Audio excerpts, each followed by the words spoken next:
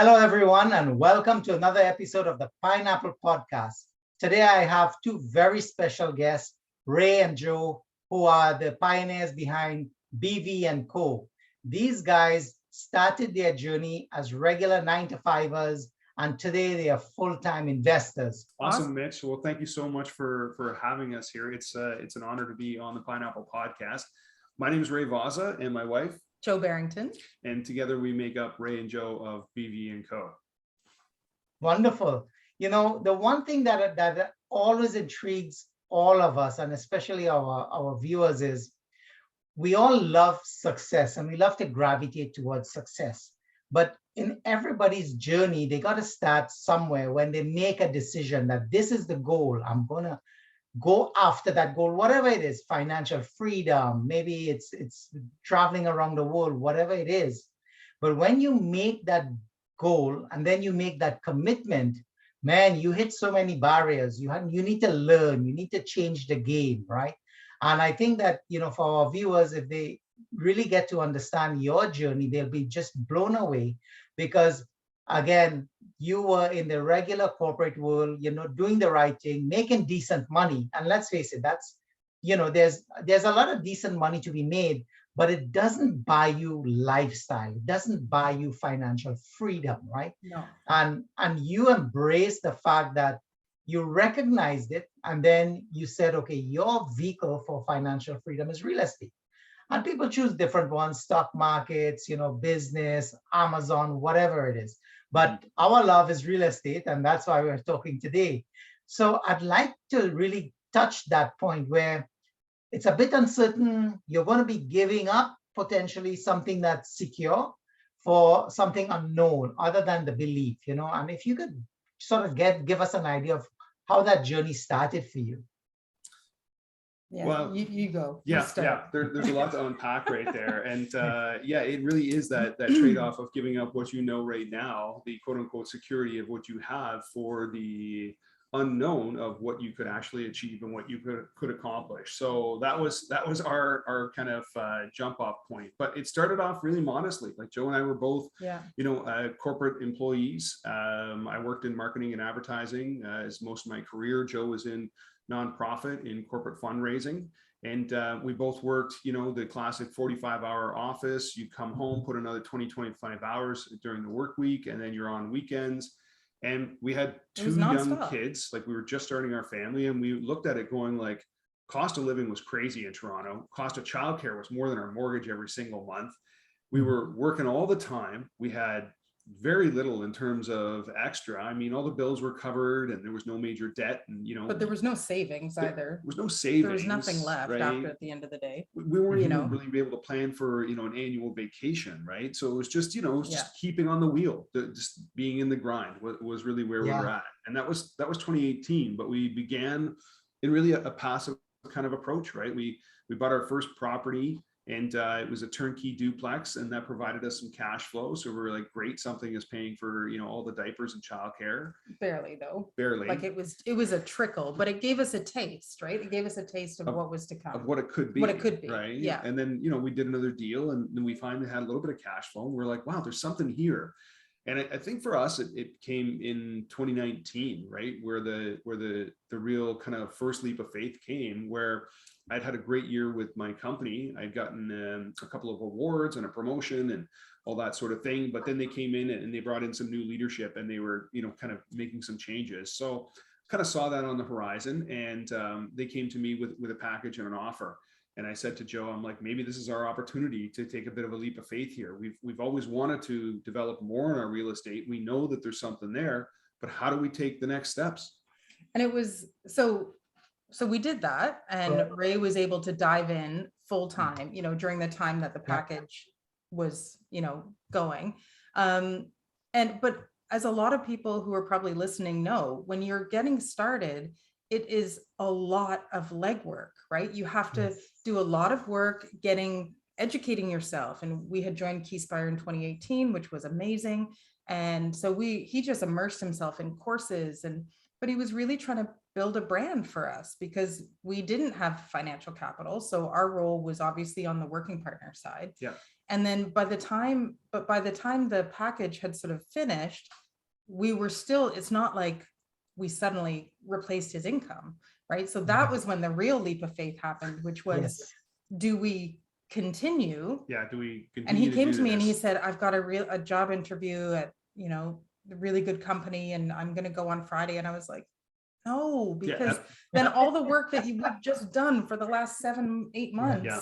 You know, And at the time, I want to just build on that 1 second. You know, your story is really good, but this is really a test of faith, because now, you know, the sort of the severance is kind of used up, Yeah. and you're getting an opportunity in your hand.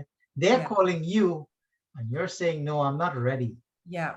You know, And that that does was things so to you, scary. right? Yeah. that was Like that to- was the real test at that point in Yeah. time. And you know, recently we listened to someone and they talked about, you know, are you interested or are you committed?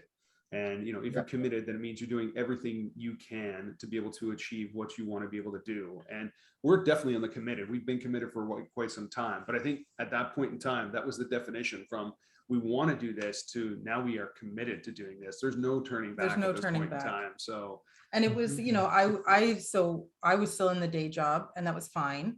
But we knew there was still, I mean, so we made this leap of faith with Ray doing this, but you know, there's only so long that we can continue living in downtown Toronto with 2 kids in childcare, you know, on one salary, right? So there was a timeline. So, but there was no failing. Like failing was not an option. It wasn't a, oh, let's try this and see. It was a, this is our path. So whatever needs to happen to make it happen, we're going to do.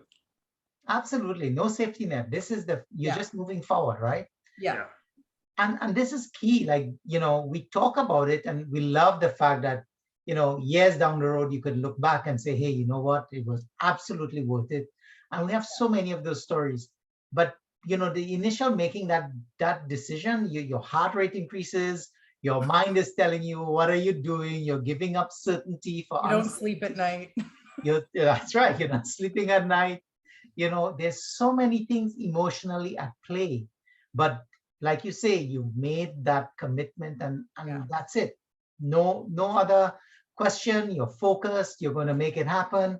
You know, I remember your early journeys, right? Like you guys were doing the cookies. You were connecting with people, making the phone calls. You had no idea if people would love you or hate you, right? But you did it anyways, because you know that was the plan and that was the process. And I absolutely loved it, because I think you connected to people in a real sort of way, if you know what I mean. Well, thank you. And that's we always great try. to hear. I mean, you've been a huge supporter, Mitch, and we appreciate, you know, everything you've done for us behind the scenes and all the great conversations. But yeah, we did what we knew, right? And we looked at it saying, okay, you know, my background is advertising and marketing. Joe has got great skill sets in regards to client relations, strategy, finance, and you know, fundraising significant amounts. But then when we boiled it down to, you know, how do we connect with people? What do we do best? Joe makes what I think is the best chocolate chip cookie I've ever tasted, and I loves me a chocolate chip cookie. So love it. Like I'll cross the road every day of the week to go try the new one, kind of thing. But I said, like, you know, this is our chance, right? We'll make up a business card, right? We'll put these cookies together, we'll package them up, and everyone we have a conversation with, it's, you know, we want you to be able to have a little taste, right? So, you know, and it's one of those things where my experience was all about in marketing was creating a connection with the consumer, right? And, you know, you do that through senses and experiences, and just that simple taste of like, if they tasted it and they liked it, it's just going to imprint, right? And be like, I remember that couple with the cookies. And as long as they remember that, that's just enough to get started. 100%, absolutely. So I think, you know, I think our viewers are really getting a sense of it's okay, like make the plan, take the faith, be committed, and again, surround yourself with the right people. That's what the networking is about, right? And you've been able to really build up a lot of friendships over your journey so far.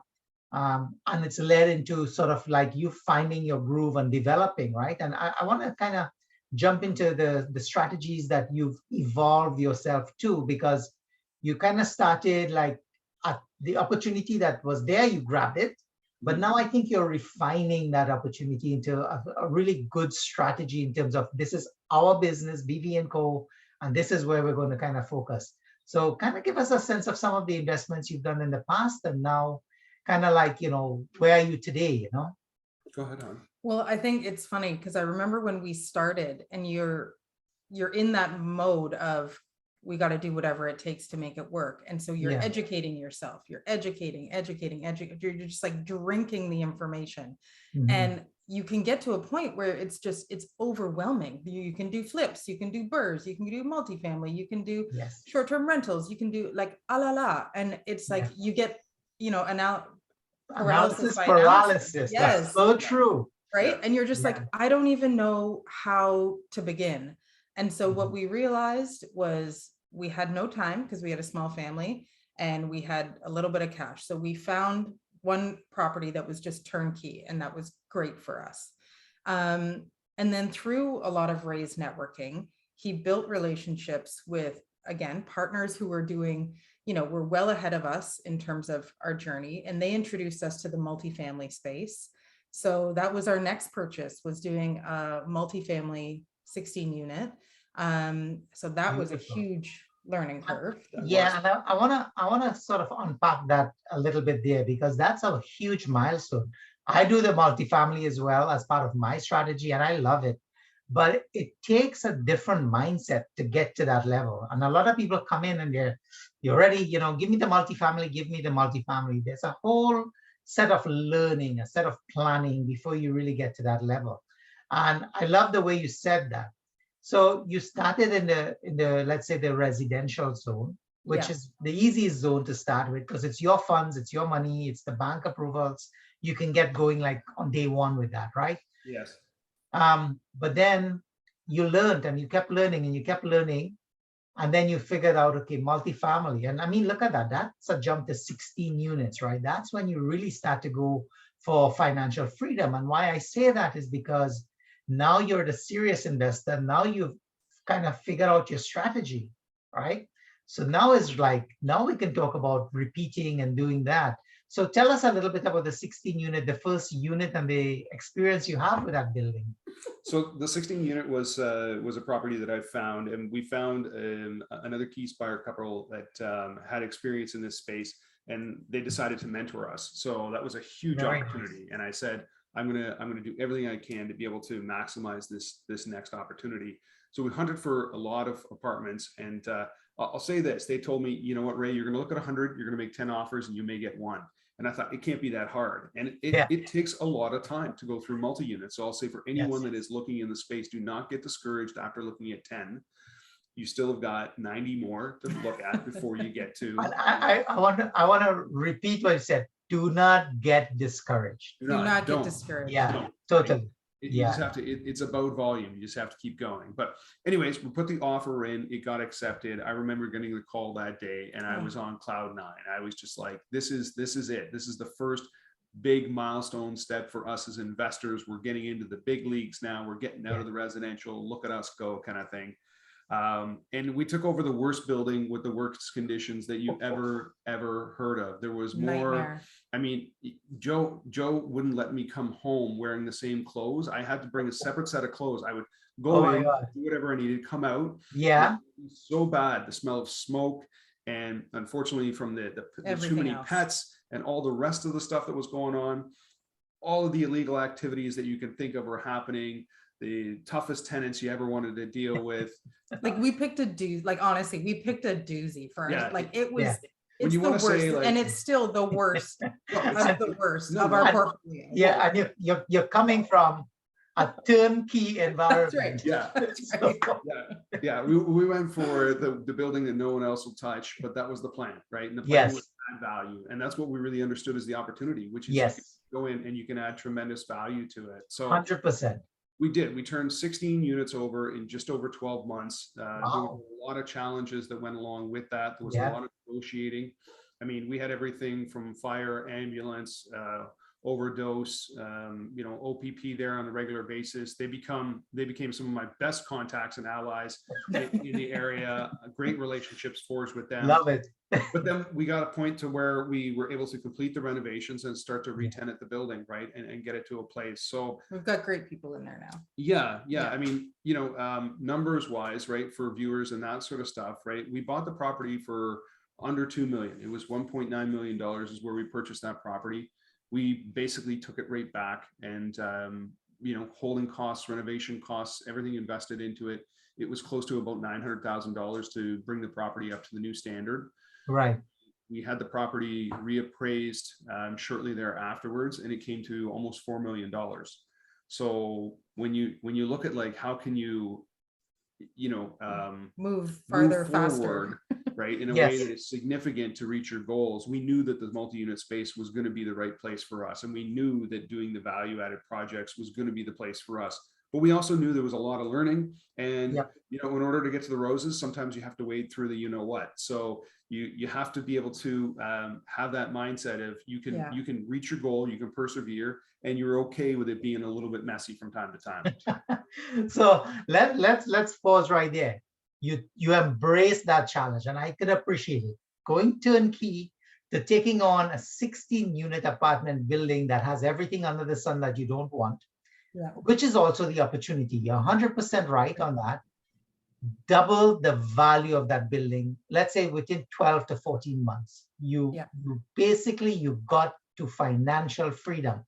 If you were to sell that building today, let's say, that's a $2 million upside, apart from whatever you've put into the building. And for our viewers, I want you to be excited about the multifamily space, but I also want you to take note of the lesson. You got to learn, you got to prepare, you got to partner up with the right people around you, and then you can take that action because it's there. Look, let's face it, real estate, it has trillions of dollars across North America. Mm-hmm. So there's nothing like, okay, if you buy a building and I buy a building, we're competing with each other. No.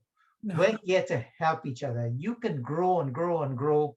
And then you get to the $1 billion mark, still small because you're hitting the trillion, right? So the idea is you got to think as a new investor that when you partner up with people, you learn from them, you help them, they help you, and then you get the results like this. I think that's the main message I got out of your journey so far, is that you recognized you wanted to grow, you aligned with the right people, and you were prepared to do the work. Because like Joe said, change your clothes before you get home, okay?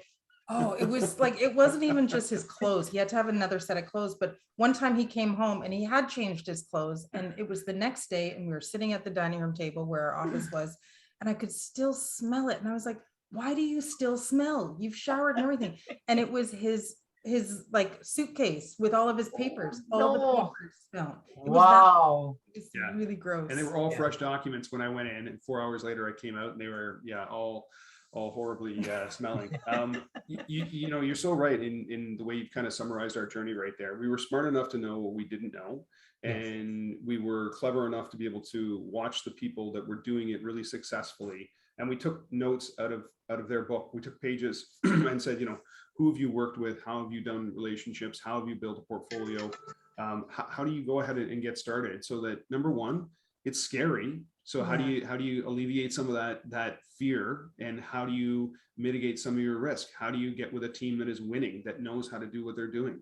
And how do you add value, right? And I knew that I could take a project like this on. I knew that we could deliver on it, but I needed some guidance and some mentorship to be able to show me the how to get it done. So sometimes it's about finding the who's, and you can insert some of those hows, right? Yes. Yeah.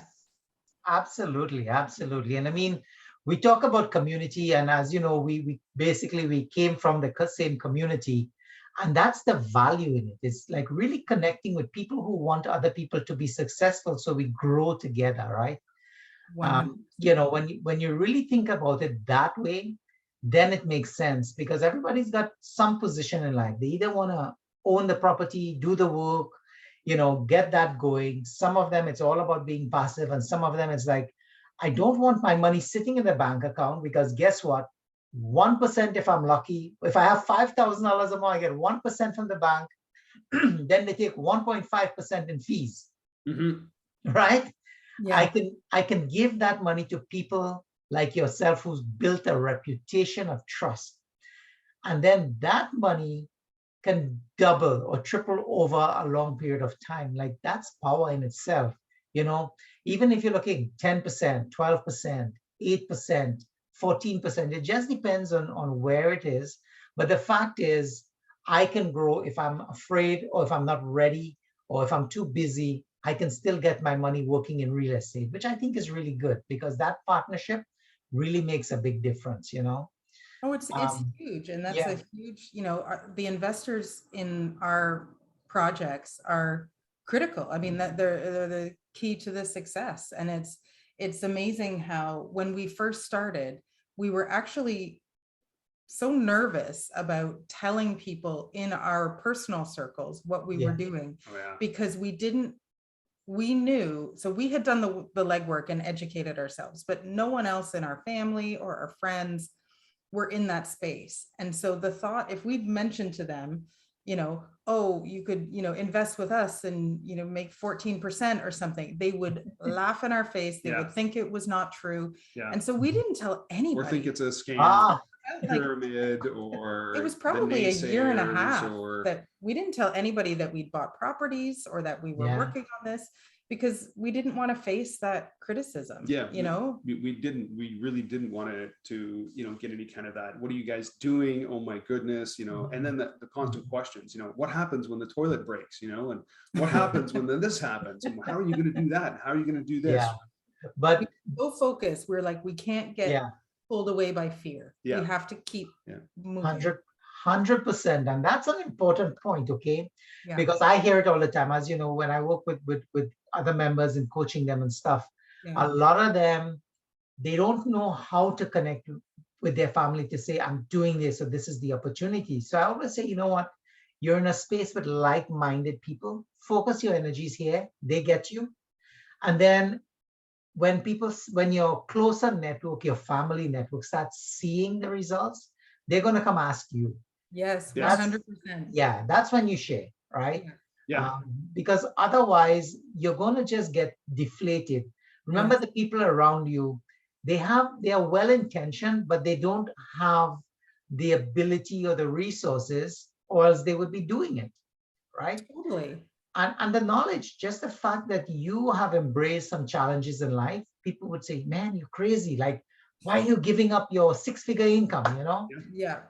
But you got to give up the 6 to go for the 7. It's as simple as that, right? 100%, Mitch. That's Yes. it, right? We couldn't figure out how to make more time in the week. It's not like we could go ahead and say, okay, we were each earning, above 6 figures in our roles, and that was great and everything. But we couldn't be like, okay, let's just duplicate us and then we can make more money. It was like, this is the money that we can make. There's a ceiling at where we're at, right? So yeah, the fear holds people back a lot, right? It does. It's really, really tough. But I think that your coaching comment there about staying within the like-minded community, because it's about people in the mindset. It's not about that the family thinks you're going to fail or your friends don't want to see you succeed. It's about the mindset. They're just not there in terms of their mindset yet, in terms of how they want to be able to go ahead and take something like this on. So we've learned though, right? Like, we've pushed ourselves to be uncomfortable. We've pushed ourselves in spaces that we didn't really want to be at, even doing the videos on, on the social networks and that sort of stuff. That was not really what we wanted to be doing. But we just realized that, yeah, well, you got to connect with people out there. And we also really, really have this strong desire and underpinning, which is we want people to be able to be successful with us and through us. So that means that we've got projects and opportunities, and either you come in for a longer term or shorter term, but we want to work with people. We want to inspire people around us. We want to see everyone do well, and we totally believe that it's possible. So yeah, it's definitely helped us out, that's for sure. Work on the mindset. Yeah, you know what? First is mindset. Like, I also sort of went through that same framework a couple of years ago in terms of making that decision, because running the provincial business in Ontario for the company I worked at, and then there were changes happening, and I also had the opportunity of the package. It gives you a little bit of security over a few months of time, right? Yeah. And I think that's where you make the pivotal change. It's like, okay, let's do this, because if we don't do it now, when, right? Well, and in the beginning, you said some really important things that I want to remind people.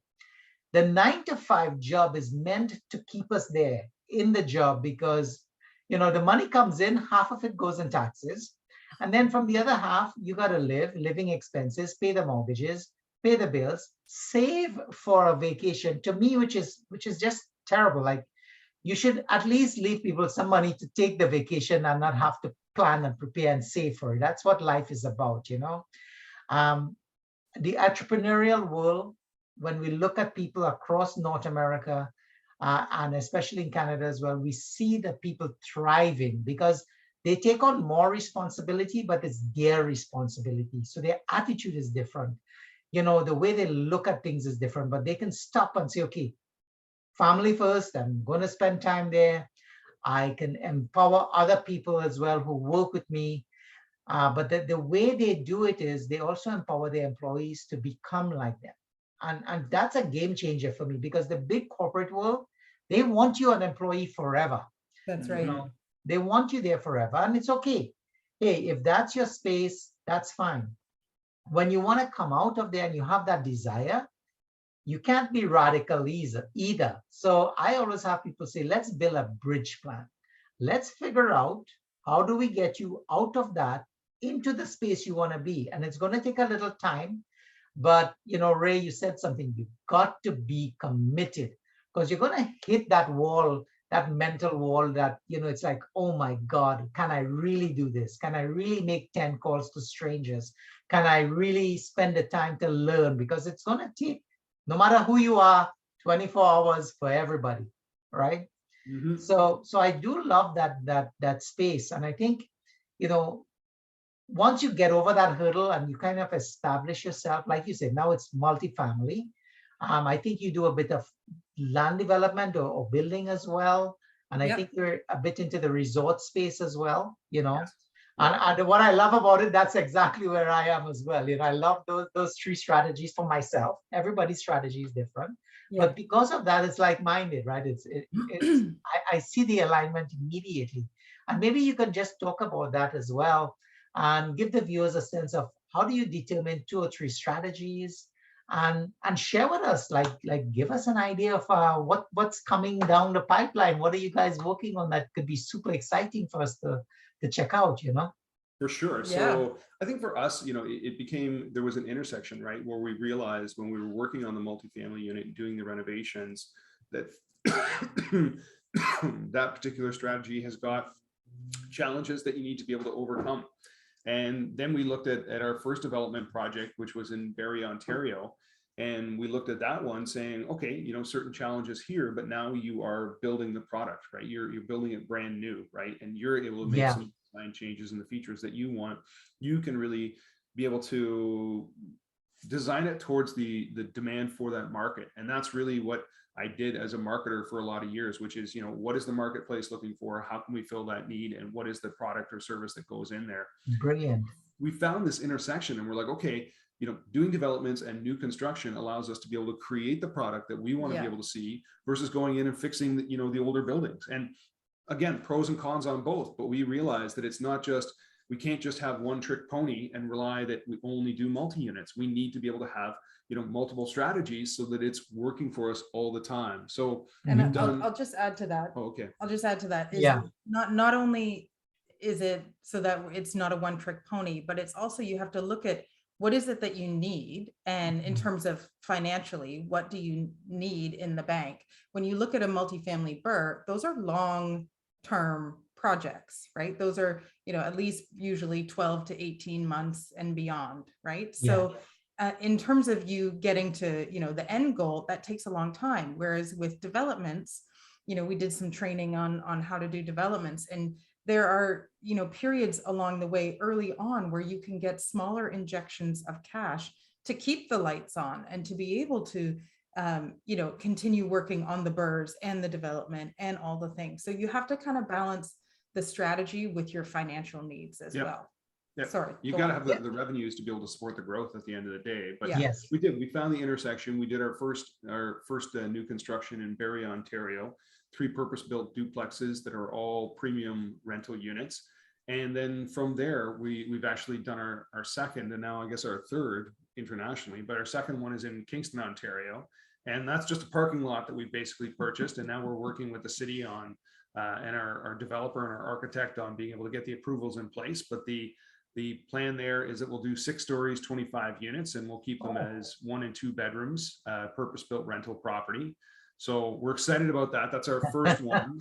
That is beautiful, man. Yeah, I love that, you know. that's going to be a big step forward.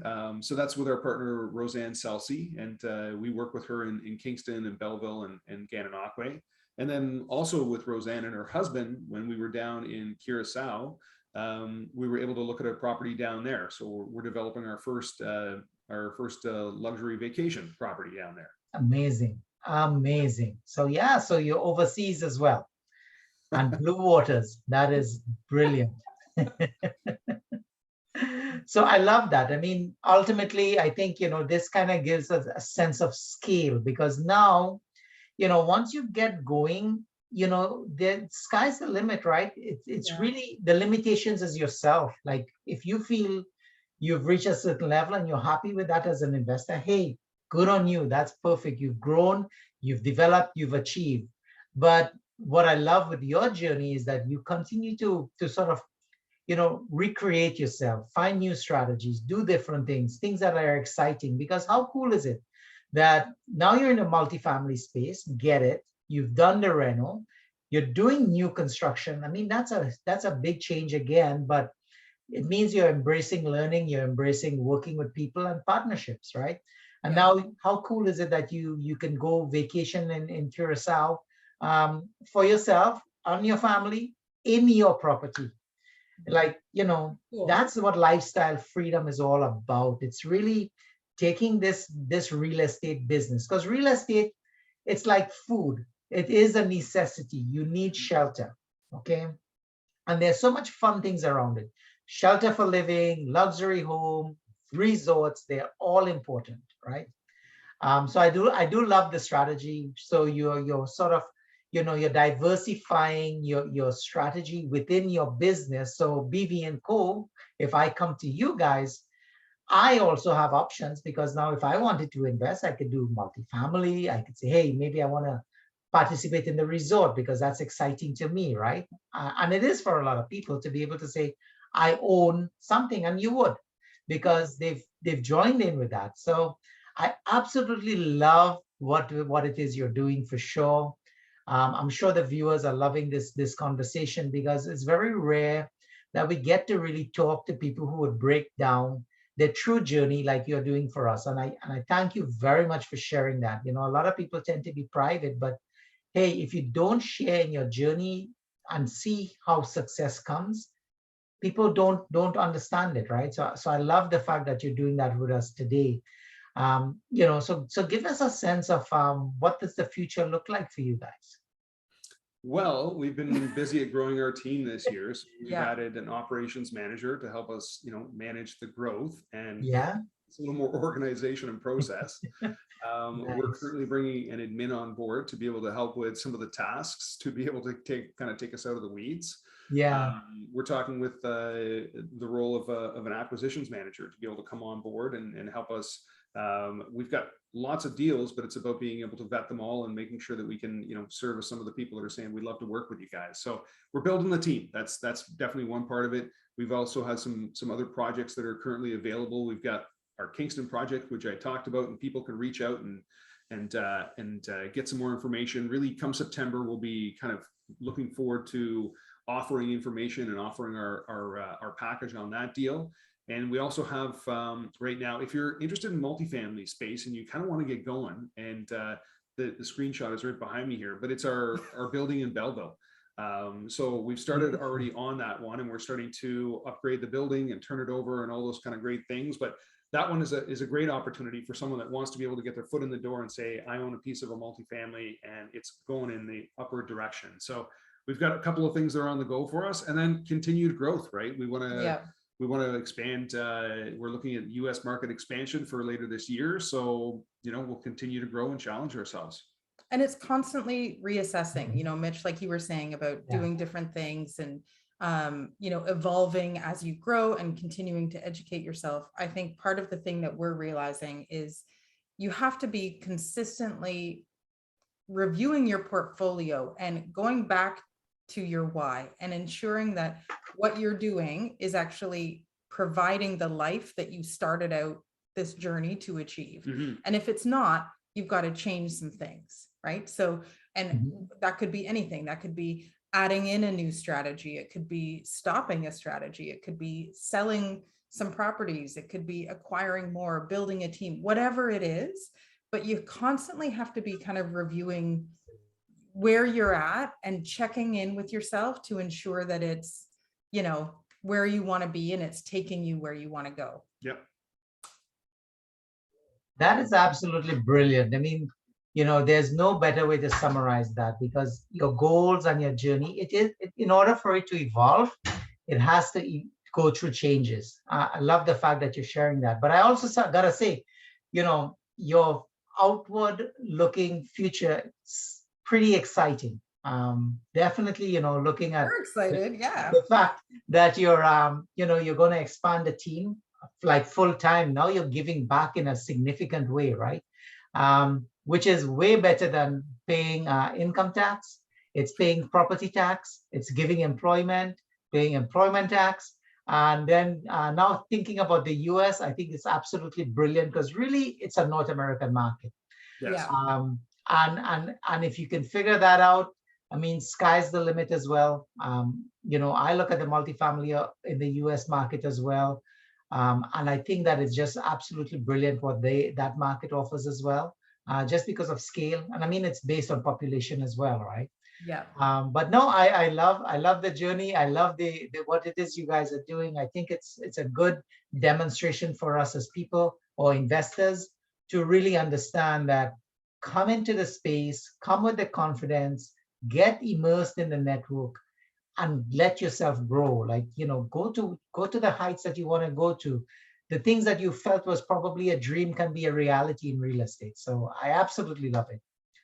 So, again, guys, thank you so much. I really, really appreciate you giving us the time at the Pineapple Podcast here, sharing your story and your journey. I will be putting, guys, just so you know, I'll be putting your contact information in the comment section, so you'll have it there, their website, and the email and whatever other phone numbers or whatever else. It's going to be available as you look at this video as well. So, guys, thank you so very much once again. Thank you so much, Mitch. This was awesome. We love talking to you. We love chatting to, all the people on your podcast, and just thank you for the opportunity to share our story. Hope it inspires people. You are most welcome. You are most welcome. So any last words, Ray? Thank you, Mitch, for the opportunity. And I hope that people have found some value in today's podcast. And reach out, please have a conversation. If you want to chat with us, we'd love that. So we're an open book, so ask us anything. Yeah. And don't feel, if you're just starting out, it's not like, hey, you know what, I can't talk to them kind of thing. You can totally. So reach out, or if you're a seasoned pro and you want to be able to talk to us too, we love conversations of all different types. Beautiful. Well, here's to wishing everyone great successes in their real estate journey. Thanks again, guys. Thanks, Bye. Mitch. Bye now.